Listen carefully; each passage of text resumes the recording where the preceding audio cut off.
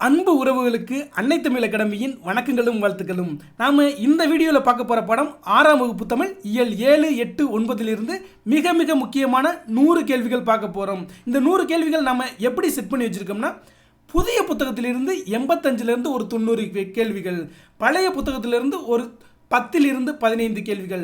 So TNPSC எப்படி question set பண்ணுவாங்களோ அந்த அடிப்படையில் தான் செட் பண்ணி வச்சுருக்கோம். நீங்கள் பழைய புத்தகத்தை முழுமையாக படிக்காட்டினாலும் பரவாயில்ல, இதில் வரக்கூடிய மிக மிக முக்கியமான கேள்விகளை கண்டிப்பாக எக்ஸாமுக்குள்ளே பார்த்துட்டு போங்க. நீங்கள் பொதுத்தமிழ் பாடத்தில் 95 மதிப்பெண்களுக்கு மேலே பெறுவதற்கு இந்த வீடியோக்கள் உங்களுக்கு பயனுள்ளதாக இருக்கும். இதை ஒரு ரிவிஷன் வீடியோவும் நீங்கள் பயன்படுத்தலாம். வாங்க நேரடியாக பாடப்பகுதிக்கு செல்வோம். கேள்வி எண் 1 பாருங்க. பாரதம் அன்றைய நாற்றங்கால் என்ற பாடலை இயற்றியவர் தாராபாரதி. பாரதம் அன்றைய நாற்றங்கால் என்ற பாடலை இயற்றியவர் தாராபாரதி. கேள்வி எண் 2. புதுமைகள் செய்த தேசம் இது, பூமியின் கிழக்கு வாசல் இது என்று பாடியவர் தாராபாரதி. கேள்வி எண் 3. தேசம் உடுத்திய நூலாடை என கவிஞர் தாராபாரதி குறிப்பிடும் நூல் திருக்குறள். தேசம் உடுத்திய நூலாடை என கவிஞர் தாராபாரதி குறிப்பிடும் நூல் திருக்குறள். கேள்வி எண் 4. தாராபாரதியின் இயற்பெயர் ராதாகிருஷ்ணன். கேள்வி எண் 5. கவி ஞாயிறு என்று அழைக்கப்படுபவர் யார்? தாராபாரதி. கவி ஞாயிறு என்று அழைக்கப்படுபவர் யார்? தாராபாரதி. மொழி ஞாயிறு என்று அழைக்கப்படுபவர் தேவநேய பாவாணர். அதே மாதிரி கலை ஞாயிறு என்று அழைக்கப்படுபவர் நா. முத்துசாமி. அப்போ மூணையுமே நீங்கள் கம்பேர் பண்ணி படிச்சுக்கோங்க. கவி ஞாயிறு தாராபாரதி, மொழி ஞாயிறு தேவநேய பாவாணர், கலை ஞாயிறு நா. முத்துசாமி அவர்கள். கேள்வி எண் 6 பாருங்க. தாராபாரதி இயற்றிய நூல்கள் யாவை? புதிய விடியல்கள், இது எங்கள் கிழக்கு, விரல் நுனி வெளிச்சங்கள். அப்ப புதிய விடியல்கள், இது எங்கள் கிழக்கு, விரல் நுனி வெளிச்சங்கள் என்ற நூல்களின் ஆசிரியர் தாராபாரதி. கேள்வி எண் 7 பாருங்க. பாரதியை இவர் எங்கள் தமிழ்நாட்டு கவிஞர் என்றவர் யார்? ராஜாஜி. பாரதியை இவர் எங்கள் தமிழ்நாட்டு கவிஞர் என்றவர் ராஜாஜி. கேள்வி எண் 8 பாருங்க. காந்தி தனது தோற்றத்தில் மாற்றத்தை ஏற்படுத்திய ஊர் மதுரை. தன்னுடைய மேலாடை அணியும் பழக்கத்தை கைவிட்டார். கேள்வி எண் 9 பாருங்க. உலகம் போற்றிய எளிமை திருக்குளமாக விளங்கியவர் காந்தியடிகள் அவர்கள். கேள்வி எண் 10 பாருங்க. தம்மை பெரிதும் கவர்ந்த நூலாக காந்தியடிகள் குறிப்பிட்ட நூல்கள் எது? ஜி.யு. போப் எழுதிய தமிழ் கையேடு மற்றும் திருக்குறள்.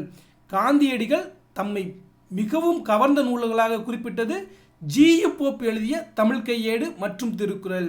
நம்மளுக்கு கொஸ்டின் இப்படி கூட கேட்பாங்க, தமிழ் கையேடு என்ற நூலின் ஆசிரியர் கூட யாருன்னு கேட்பாங்க, அது ஜி.யு. போப். கேள்வி எண் 11 பாருங்க. 1937ஆம் ஆண்டு இலக்கிய மாநாடு நடைபெற்ற இடம் சென்னை. 1937ஆம் ஆண்டு இலக்கிய மாநாடு நடைபெற்ற இடம் சென்னை. கேள்வி எண் 12 பாருங்க. 1937ஆம் ஆண்டு நடைபெற்ற இலக்கிய மாநாட்டில் வரவேற்பு குழு தலைவர் உ.வே. சாமிநாதர். கேள்வி எண் 13 பாருங்க. யாருடைய அடிநிலையிலிருந்து தமிழ் கற்க வேண்டும் என காந்தி விரும்பினார்? உ.வே. சாமிநாதன். யாருடைய அடிநிலையிலிருந்து தமிழ் கற்க வேண்டும் என காந்தி விரும்பினார்? உ.வே. சாமிநாதன். தமிழ் தாத்தா என்று அழைக்கப்படுகிற உ.வே. சா அவர்கள். கேள்வி எண் 14 பாருங்க. பொறுத்துக. இலக்கிய மாநாடு சென்னை. தமிழ்நாட்டு கவிஞர் பாரதியார். குற்றாலம் அருவி. ஜி.யு. போப் தமிழ் கையேடு. கேள்வி எண் 15 பாருங்க. ராமநாதபுரத்தை ஆட்சி செய்த செல்லமுத்து மன்னரின் ஒரே மகள் வேலு நாச்சியார். ராமநாதபுரத்தை ஆட்சி செய்த செல்லமுத்து மன்னரின் ஒரே மகள் வேலு நாச்சியார். நம்மளுக்கு இதற்கு முன்பு ஒரு போலீஸ் எக்ஸாமில், எஸ்ஐ எக்ஸாமில் கேட்டிருக்காங்க, வேலு நாச்சியார் அவர்களின் தந்தை பெயர் என்ன அப்படின்னு கேட்டிருக்காங்க. அது செல்லமுத்து சேதுபதி என்பது சரியான விடை. இதையே திருப்பி கேட்டிருக்காங்க. கேள்வி எண் 16 பாருங்க. வேலு நாச்சியாரின் காலம் 1730 முதல் 1796 வரை. கேள்வி எண் 17. வேலு நாச்சியார் யாருடைய உதவியால் 8 ஆண்டுகள் வாழ்ந்தார்? திண்டுக்கல் கோபால் நாயக்கர்.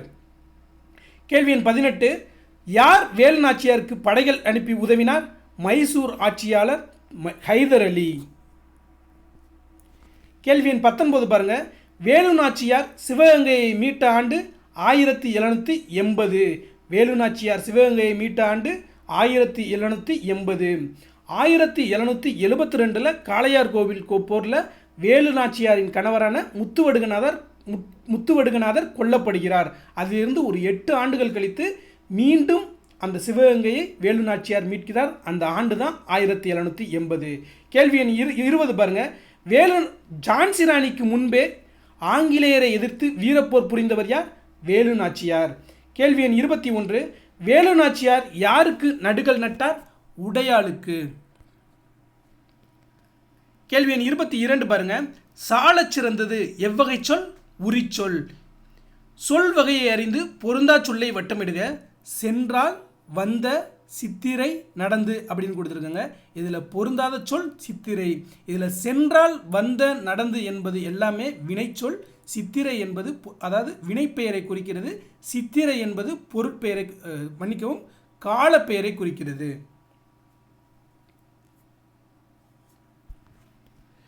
கேள்வி எண் 24 பாருங்க.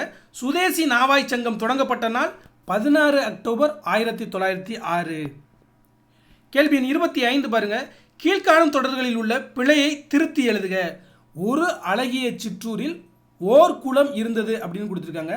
இதில் ஒருக்கு பதிலாக ஒரு அழகிய வராது, ஓர் அழகிய, அதாவது உயிரெழுத்துக்கு முன்னால் ஓர் என்ற சொல் தான் இடம்பெற வேண்டும். அடுத்து பாருங்க, உயிர் மெய் எழுத்துக்கு முன்னால் ஒரு என்ற வார்த்தை இடம்பெற வேணும். அப்போ ஒரு அழகியக்கு பதிலாக ஓர் அழகிய வரணும். ஓர் குளம் என்பதற்கு பதிலாக ஒரு குளம் என்று வர வேண்டும். அப்போ சரியான விடை ஓர் அழகிய சிற்றூரில் ஒரு குளம் என்பது இருந்தது என்பதுதான் சரியான விடை. கேள்வி எண் 26 பாருங்க. கலைச்சொல்லறிக. பேட்ரியாட்டிசம் என்பதன் தமிழாக்கம் நாட்டுப்பற்று. ஆர்ட் கேலரி என்பதன் தமிழாக்கம் கலைக்கூடம். நாலேஜ் ஆஃப் ரியாலிட்டி என்பதன் தமிழாக்கம் மெய்யுணர்வு. கேள்வி எண் 27, மாநகரம் எவ்வகை சொல்? உரிச்சொல். கேள்வி எண் 28 பாருங்க. செய்யும் தொழிலே தெய்வம் என்ற தலைப்பில் பாடல் இயற்றியவர் பட்டுக்கோட்டை கல்யாண சுந்தரம். பட்டுக்கோட்டை கல்யாண சுந்தரம் பிறந்த ஊர் செங்கம்படுத்தான் காடு. அவருடைய எக்ஸாக்ட் ஊர் எதுன்னு பார்த்தீங்கன்னா செங்கம்படுத்தான் காடு. அதாவது பட்டுக்கோட்டைக்கு அருகே உள்ள செங்கம்படுத்தான் காடு தான் நம்மளுடைய பட்டுக்கோட்டை கல்யாண சுந்தரம் அவர்கள் பிறந்த ஊர். இதை ஒரு கொஸ்டினில் இதுக்கு முந்தைய ஆண்டுகள் கேட்கப்பட்டிருக்காங்க, கண்டிப்பாக தெரிஞ்சுக்குங்க. கேள்வி எண் 30 பாருங்க. கலைகளின் புகலிடம் என்று அழைக்கப்படும் இடம் தாராசுரம் ஐராவதீஸ்வரர் கோயில். கலைகளின் புகலிடம் என்று அழைக்கப்படும் இடம் தாராசுரம் ஐராவதீஸ்வரர் கோயில். கேள்வி எண் 31 பாருங்க. எல்லோரும் இன்புற்றிருக்க நினைப்பதுவே எல்லாமல் வேறொன்று அறியேன் பராபரமே என்று பாடியவர் தாயுமானவர். கேள்வி எண் 32, தம் உயிர் போல் எவ்வுயிரும் தானன்று என்ற பாடல் இடம்பெற்றுள்ளூர் பராபர கண்ணி. கேள்வி 33 பாருங்க. தண்டருள் என்பதன் பொருள் குளிர்ந்த கருணை. தன்மை என்றால் குளிர்ந்த என்று பொருள். கேள்வி 34 பாருங்க. தாயுமானவர் யாரிடம் தலைமை கணக்கராக பணிபுரிந்தார்? திருச்சியை ஆண்ட விஜய ரகுநாத சொக்கலிங்கர். அப்போ தாயுமானவர் யாரிடம், இங்கே பாருங்கள், தலைமை கணக்கராக நம்ம பணிபுரிஞ்சிருக்கார். நம்மளுக்கு ஸ்டேட்மெண்ட்டில் கொடுக்கும்போது தலைமை அமைச்சர் அப்படின்னு கொடுத்துருவாங்க. அப்போ நல்லா பார்த்துங்க, தாயுமானவர் திருச்சியை ஆண்ட விஜய ரகுநாத சொக்கலிங்கரிடம் தலைமை கணக்கராக பணியாற்றியிருக்கார். கேள்வி 35 பாருங்க. தாயுமானவர் பாடல்கள் எவ்வாறு போற்றப்படுகிறது? தமிழ் மொழியின் உபநிடதம். அப்போ தமிழ் மொழியின் உபநிடதம் என்று அழைக்கப்படுவது தாயுமானவர் பாடல்கள். கேள்வி 36 பாருங்க. 2 அடிகளில் பாடப்படும் பாடல் வகையாது? கண்ணி. கேள்வி 37, உங்கள் குறிக்கோளை நோக்கி நடக்கையில் நீங்கள் நல்லவர் என்ற பாடலை இயற்றியவர் கலீல் ஜிப்ரான். தீர்க்கத்தரசி என்ற நூலின் ஆசிரியர் புவியரசு. உழைக்கும் போது நீங்கள் புல்லாங்குழலாக மாறுகிறீர்கள் என்று கூறியவர் கலீல் ஜிப்ரான்.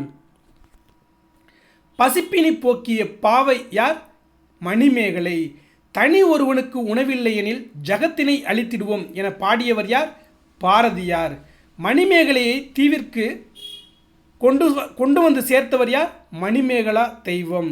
மணிமேகலையை மணிமேகலா தீவிற்கு கொண்டு வந்து சேர்த்தவர் மணிமேகலா தெய்வம். கேள்வி 43 பாருங்க. மணிவல்லவ தீவையும் புத்த பீடிகையும் காவல் காப்பவர் யார்? தீவத்திலகை. கோ என்பதன் பொருள் பசு. அமுத சுரப்பி முன்ஜென்மத்தில் யாரிடம் இருந்தது?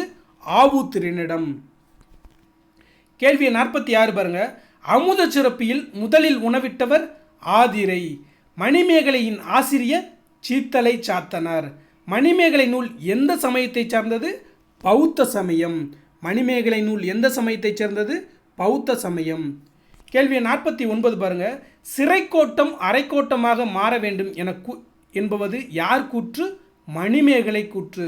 சிறைக்கோட்டம் அறக்கோட்டமாக மாற வேண்டும் என்பது யார் கூற்று? மணிமேகலை அவர்களின் கூற்று. கேள்வி எண் 50 பாருங்க. பாதம் என்னும் சிறுகதை பாடப்பகுதியின் ஆசிரியர் எஸ் ராமகிருஷ்ணன்.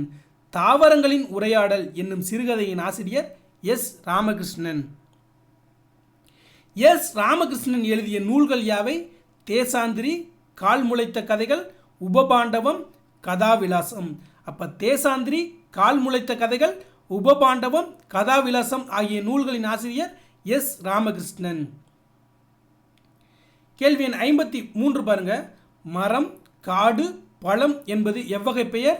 இடுகுறி பொது பெயர்.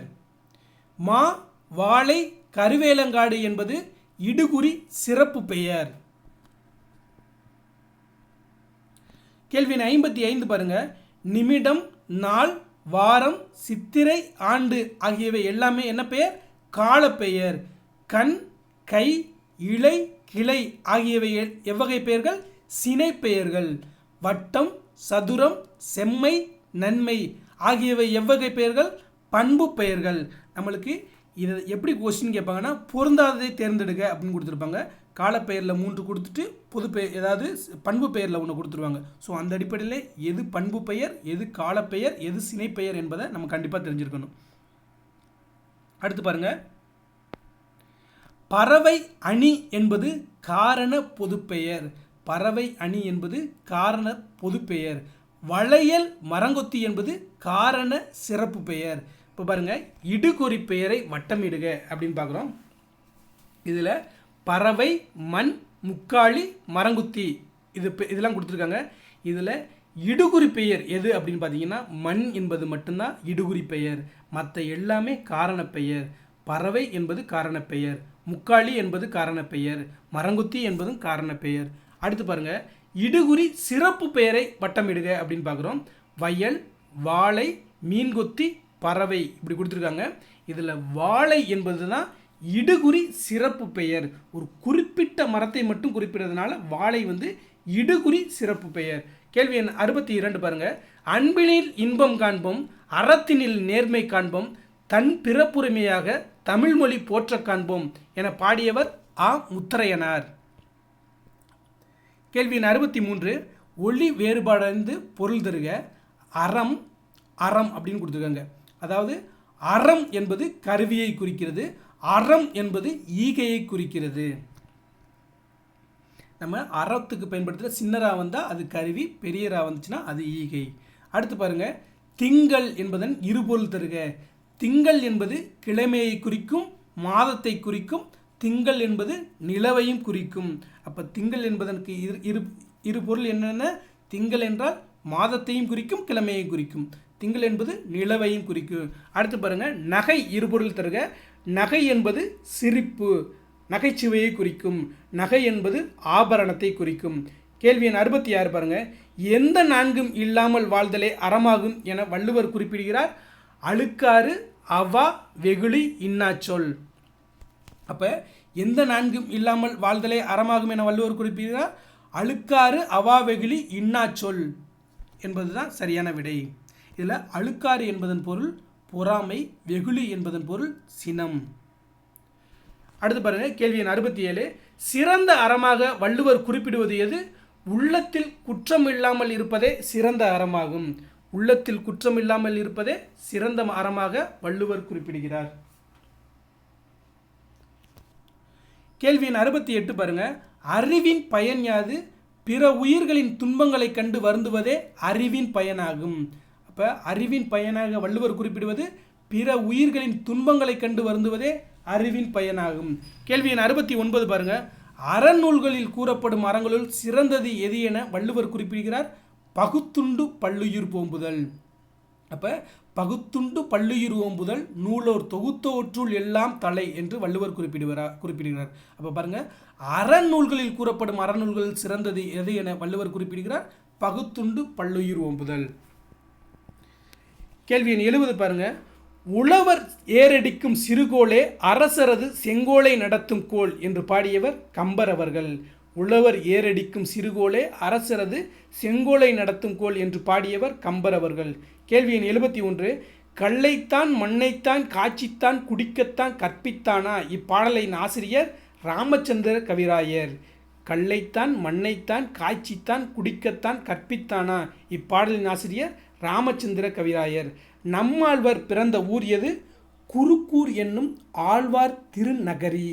அப்போ இந்த ஆழ்வார் திருநகரியை குருக்கூர் என்றும் அழைப்பர். நம்மளுக்கு ஆப்ஷனில் எது வேணுமாலும் இருக்கலாம். நம்மாழ்வார் பிறந்த ஊர் குருக்கூர் அல்லது ஆழ்வார் திருநகரி அப்படிங்கிறத நல்லா பார்த்துங்க. நகர் கிடையாது, நகரி. கேள்வி எண் 71 பாருங்க. உலக உயிர்கள் எல்லாம் இன்பமின்றி துன்பமின்றி இன்புற்று வாழ வேண்டும் என்று விரும்பியவர் புத்தர் அவர்கள். எந்த மன்னனின் யாகத்திற்காக ஆடுகள் கொண்டு செல்லப்பட்டன என்று ஆசிய ஜோதி குறிப்பிடுகிறது? பிம்பிசாரர். ஆசிய ஜோதி என்னும் நூல் யாருடைய வரலாற்றை கூறுகிறது? புத்தரின் வரலாறு.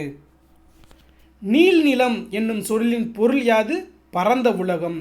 கும்பி என்ற சொல்லின் பொருள் வயிறு. ஆசிய ஜோதி என்ற நூலின் ஆசிரியர் கவிமணி அவர்கள். கேள்வி எண் 85 பாருங்க.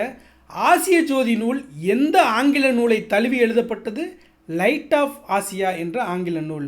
லைட் ஆஃப் ஆசியா என்ற ஆங்கில நூலின் ஆசிரியர் யார்? Edwin Arnold. Light of Asia என்ற ஆங்கில நூலின் ஆசிரியர் எட்வின் அர்னால்டு. கேள்வி எண் 87 பாருங்க. கவிமணி தேசிய விநாயகர் எத்தனை ஆண்டுகள் பள்ளி ஆசிரியராக பணியாற்றினார்? 36 ஆண்டுகள். கேள்வி எண் 88. புத்தரின் வரலாற்றை கூறும் நூல் ஆசிய ஜோதி. கேள்வி எண் 89 பாருங்க. தமக்கென முயலானொன்றால் பிறர்க்கென முயலுனர் உண்மையானே என்ற அடிகள் இடம்பெற்ற நூல் புறநானூறு. தமக்கென முயலானொன்றால் பிறர்க்கென முயலுனர் உண்மையானே என்ற அடிகள் இடம்பெற்ற நூல் புறநானூறு. கேள்வி எண் 90 பாருங்க. வாடிய பயிரை கண்டபோதெல்லாம் வாடினேன் என்றவர் வள்ளலார் அவர்கள். கேள்வி எண் 91 பாருங்க. வள்ளலார் சத்திய தர்மசாலைகளை எங்கு தொடங்கினார்? வடலூரில். வள்ளலார் சத்திய தர்மசாலைகளை எங்கு தொடங்கினார்? வடலூரில். கேள்வி எண் 92. குழந்தைகளை பாதுகாப்போம் என்னும் இயக்கத்தை தொடங்கியவர் கைலாஷ் சத்யார்த்தி. வாழ்க்கை என்பது நீ சாகும் வரையல்ல, மற்றவர் மனதில் வாழும் வரை. இது யாருடைய கூற்று? அன்னை தெரசா. கேள்வி எண் 94 பாருங்க. பொறுத்துக. வள்ளலார் பசிப்பினி போக்கியவர். கைலாஷ் சத்யார்த்தி குழந்தைகள் உரிமைக்கு பாடுபட்டவர். அன்னை தெரசா நோயாளிகளிடம் அன்பு காட்டியவர். கேள்வி எண் 95 பாருங்க. தோட்டத்தில் மேயுது வெள்ளைப்பசு அங்கே துள்ளி குதிக்குது கன்றுக்குட்டி என்ற பாடலில் பயின்று வந்துள்ள அணி இயல்பு நவிர்ச்சி அணி. தோட்டத்தில் மேயுது வெள்ளைப்பசு அங்கே துள்ளி குதிக்குது கன்றுக்குட்டி என்ற பாடலில் பயின்று வந்துள்ள அணி இயல்பு நவிர்ச்சி அணி என்ற பாடலை பாடியவர் யார்? எழுதியவர் யார்? இயற்றியவர் யார் அப்படின்னு கேட்டால் கவிமணி தேசிய விநாயகம் அவர்கள் அப்படின்னு தெரிஞ்சுக்கோங்க. கேள்வி எண் 96 பாருங்கள். மெர்சி என்ற சொல்லின் தமிழ்ச்சொல் கருணை. மெர்சி என்பதன் தமிழாக்கம் கருணை. கேள்வி எண் 97 பாருங்கள். குற்றால குறவஞ்சியின் ஆசிரியர் திரிகூட ராசப்ப கவிராயர். குற்றால குறவஞ்சியின் ஆசிரியர் திரிகூட ராசப்ப கவிராயர். கேள்வி எண் 92 பாருங்கள். வானரங்கள் கனி கொடுத்து மந்தியோடு கொஞ்சும் என்ற பாடலின் ஆசிரியர் திரிகூட ராசப்ப கவிராயர். வானரங்கள் கனி கொடுத்து மந்தியோடு கொஞ்சும் என்னும் பாடலின் ஆசிரியர் திரிகூட ராசப்ப கவிராயர். இதில் பாருங்கள், வானரங்கள் என்பதன் பொருள் ஆண் குரங்கு, மந்தி என்பதன் பொருள் பெண் குரங்கு. அதையும் தெரிஞ்சுக்கங்க. அப்போ வானரங்களும் மந்தியும் குரங்குகளை தான் குறிக்குது. ஆனால் வானரங்கள் என்பது ஆண் குரங்கையும் மந்தி என்பது பெண் குரங்கையும் குறிக்கிறது.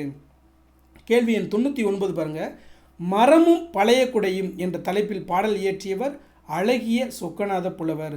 மரமும் பழைய குடையும் என்ற தலைப்பில் பாடல் இயற்றியவர் அழகிய சொக்கநாத புலவர். கேள்வி எண் 100 பாருங்கள். அழகிய சொக்கநாத புலவர் பிறந்த ஊர் தச்சநல்லூர். அழகிய சொக்கநாத புலவர் பிறந்த ஊர் தச்சநல்லூர் திருநெல்வேலி மாவட்டத்தில் இருக்குது. அதாவது இப்போ நம்ம 6ஆம் வகுப்பு 3rd டேர்மில் உள்ள இயல் 7, 8, 9 மிக மிக முக்கியமான 100 கேள்விகள் பார்த்தோம். அதாவது வெறும் 20 நிமிஷத்துக்குள்ளே 3 இயலில் உள்ள முக்கியமான கேள்விகளை நம்ம ரிவிஷன் பண்ணியிருக்கோம். ஸோ இந்த அடிப்படையில் பார்த்தீங்கன்னா கண்டிப்பாக நீங்கள் பொதுத்தமிழ் பாடத்தில் 95 மதிப்பெண்களுக்கு மேலே பெறலாம். நாம் 1 முதல் 10ஆம் வகுப்பு வரை ஒவ்வொரு இயலுக்குமே நம்ம என்ன பண்ணியிருக்கோம்? ஒவ்வொரு இயலுக்கும் ஒருவரி வினாக்கள் தொகுத்து வழங்குகிறோம். அதே பாடப்பகுதியில் முந்தைய ஆண்டுகளில் கேட்கப்பட்ட ப்ரீவியஸ் இயர் கொஸ்டினையும் அதே வீடியோவில் தொகுத்து வழங்கியிருக்கோம். அந்த வீடியோக்கள்லாம் நம்ம அன்னை தமிழ் சேனலில் பிளேலிஸ்ட்லேயும் இருக்குது, டெஸ்கிரிப்ஷன்லேயும் நம்ம லிங்க் கொடுத்துருக்கோம். பார்த்து பயன்பெறுங்கள். All the best. அடுத்த வீடியோவில் சந்திப்போம். நன்றி, வணக்கம்.